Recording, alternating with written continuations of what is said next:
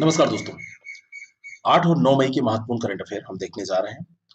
रोज शाम को 8 बजे ये क्लास आपको मिलती है और अगर इसकी टाइमिंग कुछ चेंज करनी होगी तो आपको एक शेड्यूल मिल जाएगा और कल से क्लासेस भी स्टार्ट हो जाएंगी। सारी क्लासेस जितनी भी चल रही थी, कोशिश रहेगी कि ज्योग्राफी की क्लास जो चल रही थी उसको कंटिन्यू किया जाए और बाकी जो हिंदी की क्लास वो सब चल रही थी सब कंटिन्यू हो जाए। पहली न्यूज है, स्टारशिप क्या है। स्टारशिप बहुत इंपॉर्टेंट है क्योंकि ये एक अंतरिक्ष यान है और अत्यधिक भारी बूस्टर रॉकेट है ये। और ये स्पेस एक्स के द्वारा निर्मित किया गया है। स्पेस एक्स के बारे में मैंने कई बार आप लोगों को बताया है कि ये अमेरिका की एक प्राइवेट कंपनी है और इस अंतरिक्ष यान में 100 मीट्रिक टन से अधिक कार्गो को पृथ्वी के ऑर्बिट तक पहुंचाने की क्षमता है।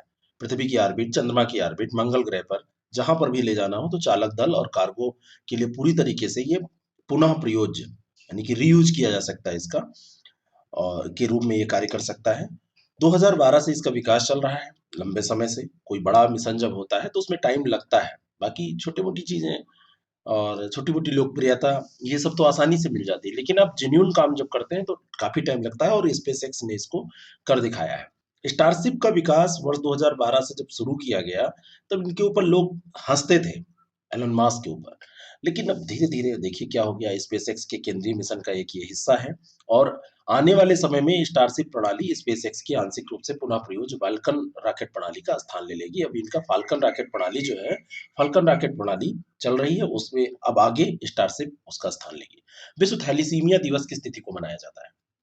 थैलीसीमिया जो है, थैलीसीमिया है क्या? एक आनुवंशिक रक्त विकार होता है। माता-पिता में अगर है, तो वो बच्चों में पहुँच जाता है, पीढ़ी दर पीढ़ी हस्तांतरित होता रहता है। यानी कि एक जेनेटिक बीमारी है। 8 मई को विश्व थैलीसीमिया दिवस मनाया जाता है। इसके बारे में जागरूकता फैलाने के लिए। थैलीसीमिया में होता क्या है? ये रक्त विकार है और इसमें होता ये है कि जो आरबीसी हैं, लाल रक्त कणिकाएँ हैं, उनमें पर्याप्त हीमोग्लोबिन नहीं बन पाता है और इसके कारण से एनीमिया हो जाता है। और जब कोई एनीमिक हो जाता है यानी कि खून की मात्रा उसमें कम हो जाती है तो 2 से 3 सप्ताह बाद उसको रक्त चढ़ाना पड़ता है। फिर वो रक्त चढ़ाते-चढ़ाते ही उसका काम फिर चलता है। बहुत बड़ी समस्या हो जाती है। विश्व रेड क्रॉस दिवस 2021 की थीम क्या है? 8 मई को ये दिवस भी मनाया जाता है हीमोफीलिया के बारे में जो हमने आपको बताया और साथ में ये 8 मई को एक थैलीसीमिया के बारे में जो बात हुई, थैलीसीमिया दिवस भी मनाया जाता है, हीमोफीलिया नहीं। थैलीसीमिया, हीमोग्लोबिन की तो कमी इसमें होती है और साथ में 8 मई को भी विश्व रेड क्रॉस दिवस भी मनाया जाता है। 8 मई को ही 2021 में जो ये रेड क्रॉस दिवस मनाया जा रहा है, ये एक हर साल थीम रखता है। इस बार इसने थीम रखी है अनस्टॉपेबल। अनस्टॉपेबल इसकी थीम है। ये एक अंतर्राष्ट्रीय स्तर पर काम करने वाली ऐसी संस्था है, जब कोई युद्ध होता है या महामारी होता है, जैसे कोविड का संकट चल रहा है या कोई प्राकृतिक आपदा होती है, तो ऐसी स्थिति में लोगों की ये रक्षा करती है। और इस संस्था का मुख्य उद्देश्य ही यही है, विपरीत परिस्थितियों में लोगों के जीवन की रक्षा करना। विश्व रेड क्रॉस जो दिवस है, ये मनाया जा रहा है, लेकिन विश्व रेड क्रॉस सोसाइटी का उद्देश्य क्या है, ये भी आपको जानना चाहिए। वर्ष 2021 में रवींद्रनाथ टैगोर की कौन-सी जयंती मनाई गई? 7 मई 1861 की बात है, 1861, जब ब्रिटिश भारत में बंगाल प्रेसिडेंसी, जो कि अब कोलकाता के नाम से जानी जाती है, जिसको कलकत्ता पहले कहते थे, तो वहाँ पर रवींद्रनाथ टैगोर का जन्म होता है। रवींद्रनाथ ठाकुर इनका बचपन का नाम। बहुत बड़े ये कवि, संगीतकार, आयुर्वेद शोधकर्ता, नीतिज्ञ, आयुर्वेद शोधकर्ता भी ये थे, ये ध्यान रखिएगा। और लेखन में तो आप जानते ही हैं, लेखन के कारण ही इनको जानते हैं। 8 वर्ष की आयु में कविता लिखना शुरू कर दिया, 16 वर्ष की आयु तक पहला कविता संग्रह भी प्रकाशित हो गया। रवींद्रनाथ टैगोर का मानना था कि उचित शिक्षा तथ्यों की व्याख्या नहीं करती, बल्कि जिज्ञासा को बढ़ाती है। तो रवींद्रनाथ टैगोर की 7 मई 2021 को विश्व भर में 160वीं जयंती मनाई गई। केवल भारत तक नहीं, हम तो कहेंगे विश्व भर में, ठीक है? तो 160वीं जयंती ये मनाई गई और गीतांजलि के लिए 1913 में इनको साहित्य का नोबेल पुरस्कार दिया गया था, ये भी बहुत इम्पोर्टेंट है। और इस तरह नोबेल पुरस्कार जीतने वाले पहले गैर यूरोपीय व्यक्ति बने थे वो। गीतांजलि को मूल रूप से वैसे किसमें लिखा गया था? अगर आपसे ये प्रश्न पूछा जाए तो ये बंगाली भाषा में लिखा गया था। बाद में इसका अंग्रेजी में अनुवाद किया गया था। भारतीय राष्ट्रीय राष्ट्रगान जो है जनगण मन, बांग्लादेश का राष्ट्रगान अमर सोनार बांग्ला, सब उन्हीं के द्वारा रचित हैं, रवींद्रनाथ टैगोर जी के द्वारा। हाल ही में किस सरकार ने ग्लाइफोसेट पर पूर्ण प्रतिबंध लगा दिया? ग्लाइफोसेट जो होता है ये एक विवादास्पद खरपतवार नाशक है। कपास की खेती में सामान्यतः इसका उपयोग किया जाता है खरपतवार नाशी के तौर पर। जो कपास की खेती में इसका प्रयोग हो रहा था, तो इसमें ग्लाइफोसेट को पौधे के पत्तों के माध्यम से फिर अवशोषण होता पाया गया कि इसका अवशोषण हो रहा है और ये जड़ों तक न्यूनतम अवशोषित होता है। 2015 में विश्व स्वास्थ्य संगठन ने श्रेणी 2A के तहत ग्लाइफोसेट को वर्गीकृत किया, जो मानव में संभवतः कैंसर, जो कि एक बहुत गंभीर समस्या है, इसके लिए जिम्मेदार था। तो ग्लाइफोसेट खरपतवारनाशी कपास के खेतों में आमतौर पर इसका प्रयोग और कैंसर से, क्योंकि ये पाया गया कि कैंसर इससे हो सकता है, इस कारण से तेलंगाना सरकार ने इस पर भी पूर्ण रूप से प्रतिबंध लगा दिया है। अगला प्रश्न है, ग्लोबल मीथेन असेसमेंट किस संस्था द्वारा लॉन्च किया गया? पर्यावरण को संरक्षित रखने के लिए क्लाइमेट क्लीन एयर कोलिशन और सरकारों और गैर राज्य भागीदारों की एक वैश्विक साझेदारी चल रही है। क्या? Climate and clean air coalition. तो climate and clean air coalition और संयुक्त राष्ट्र पर्यावरण कार्यक्रम दोनों ने मिलके अभी ग्लोबल मीथेन असेसमेंट लॉन्च किया है। और ये जो असेसमेंट लॉन्च किया गया है, एक रिपोर्ट जो लॉन्च की गई है, इसमें कहा गया कि 2020 से 30 में मानव द्वारा मीथेन उत्सर्जन को 45% तक कम किया जा सकता है अगर कोशिश की जाए। 2045 तक ग्लोबल वार्मिंग का खतरा जो चल रहा है, अगर ये कंट्रोल करना है तो 0.3 डिग्री सेंटीग्रेड जो तापमान बढ़ने वाला है, मतलब 0.3 डिग्री सेंटीग्रेड तापमान इसके कंट्रोल से कम हो सकता है। हाल ही में भारतीय रिजर्व बैंक ने किसकी अध्यक्षता में एक समिति का गठन किया जो नियामक समीक्षा प्राधिकरण रेगुलेटरी रिव्यू अथॉरिटी की सहायता करेगी? भारतीय रिजर्व बैंक यानी आरबीआई ने एस जानकी रमन के तहत उनके अध्यक्षता में एक समिति का गठन किया है और ये समिति रेगुलेटरी रिव्यू अथॉरिटी की सहायता करेगी। इसके अतिरिक्त ये समिति क्षेत्रों, दिशा निर्देशों, विनियमनों और रिटर्न की पहचान करने के लिए प्राधिकरण की सहायता करेगी। ये जो रेगुलेटरी रिव्यू अथॉरिटी है, 1999 में आरबीआई ने परिपत्रों, विनियमों और रिपोर्टिंग प्रणालियों की समीक्षा करने के लिए नियामक समीक्षा प्रणाली की स्थापना की थी, आरआरए की। और ये जो प्राधिकरण है करता क्या है? बैंक, सार्वजनिक और वित्तीय संस्थान जो हैं, उनसे प्रतिक्रिया के आधार पर कुछ मानदंड निर्धारित करता है, रेगुलेशन करता है।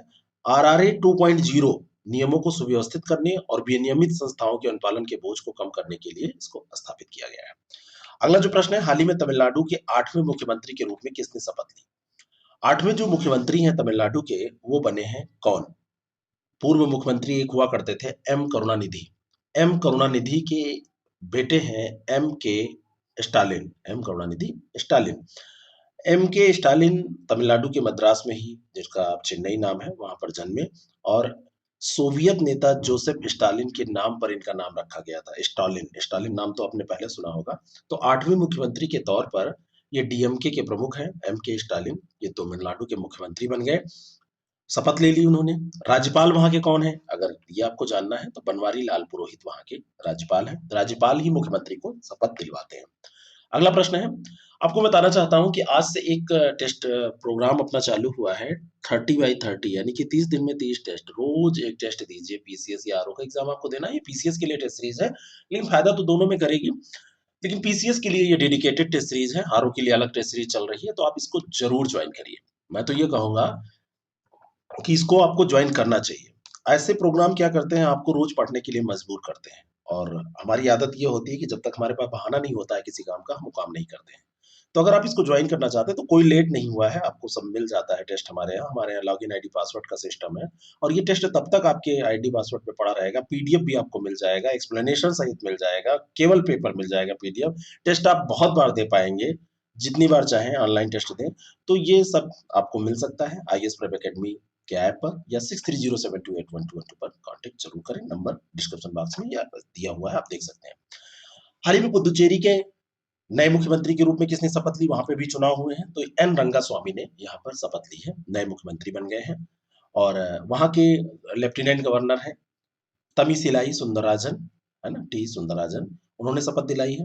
पुदुचेरी में एआईएनआरसी और भारतीय जनता पार्टी ने चुनाव लड़ा और जीती, वही गवर्नमेंट बना रही है। हाल ही में खबरों में रहा डीडीओएस हमला किस चीज से संबंधित है?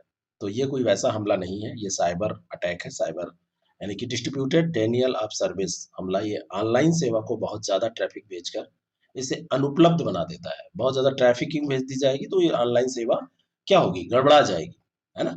तो एक बड़े डीडोस हमले ने बेल्जियम में 200 से अधिक संगठनों की वेबसाइटों को प्रभावित किया, जिससे सरकार, संसद, विश्वविद्यालय और अनुसंधान संस्थान ये सब शामिल थे बेल्जियम के। और डीडोस हमला 4 मई को शुरू हुआ था। ये वही बेल्जियम जो आपने पीके मूवी देखी है ना? तो जहाँ पर वो क्या नाम है उनका? अनुष्का, अनुष्का शर्मा बेल्जियम में ही तो पढ़ती हैं, सुशांत सुशांत के साथ में, वही याद रखने के लिए। कोविड-19 टीकों के लिए बौद्धिक संपदा संरक्षण में छूट किस संस्था से संबंधित है? तो बौद्धिक संपदा संरक्षण जो मुद्दा है ये डब्ल्यूटीओ का है, विश्व व्यापार संगठन का।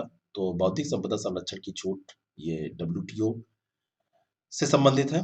बहुत सारे कई देशों ने कोविड-19 टीकों के लिए संरक्षण की छूट के बारे में डब्ल्यूटीओ से संपर्क किया है और अमेरिका ने कोविड-19 टीकों के लिए बौद्धिक संपदा संरक्षण में छूट देने को समर्थन देने की घोषणा कर दी है। और 164 सदस्य हैं डब्ल्यूटीओ में। सदस्यों को मसौदे पर सहमत होना चाहिए और कोई भी एक सदस्य इसे वीटो भी कर सकता है अगर कोई बात पास होती है वहाँ। क्लाइमेट एक्शन ट्रैकर विश्लेषण के अनुसार वर्ष 2021 तक वैश्विक तापमान में कितनी वृद्धि होगी? तो क्लाइमेट एक्शन ट्रैकर ऐसी रिपोर्ट जारी करता रहता है और अभी उसने कहा कि 2100 तक 2.4 डिग्री सेल्सियस, है ना? तो ये वृद्धि हो जाएगी और 2.4 जो इस वृद्धि होगी, यहाँ पर ये वैश्विक तापमान में प्रतिशत यहाँ पर लिखा है, ये प्रतिशत नहीं है, प्रतिशत नहीं होना चाहिए, है ना? डिग्री सेंटीग्रेड होना चाहिए, ये गलत लिख गया, इसको मैं सही करवा दूंगा।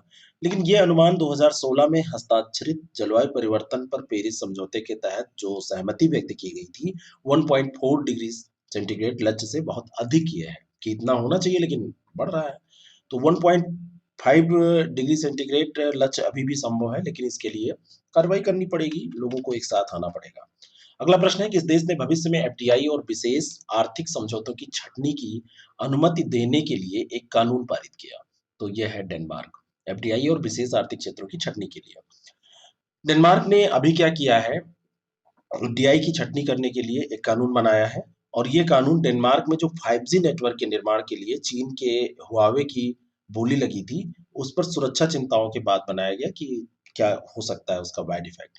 हालांकि डेनमार्क के सबसे बड़े दूरसंचार ऑपरेटर टीडीसी है, तो उसने इस परियोजना के लिए हुआवे की बजाय एरिक्सन को चुना था, है ना? हुआवे वही हुआवेई जो कंपनी जिसको आप जानते हैं। तुअर, अरहर, उड़द और मूंग किस ऋतु की फसलें हैं? अभी वर्षा ऋतु में ये जो बोई जाने वाली फसलें हैं भारत में, जिनको खरीफ फसलें कहा जाता है, तो इस पर गर्मियों या मानसून की फसल के रूप में भी इनको जाना जाता है। तो खरीफ की फसलें आमतौर पर जुलाई की पहली बारिश की शुरुआत के साथ दक्षिण-पश्चिम मानसून के मौसम के दौरान बोई जाती हैं।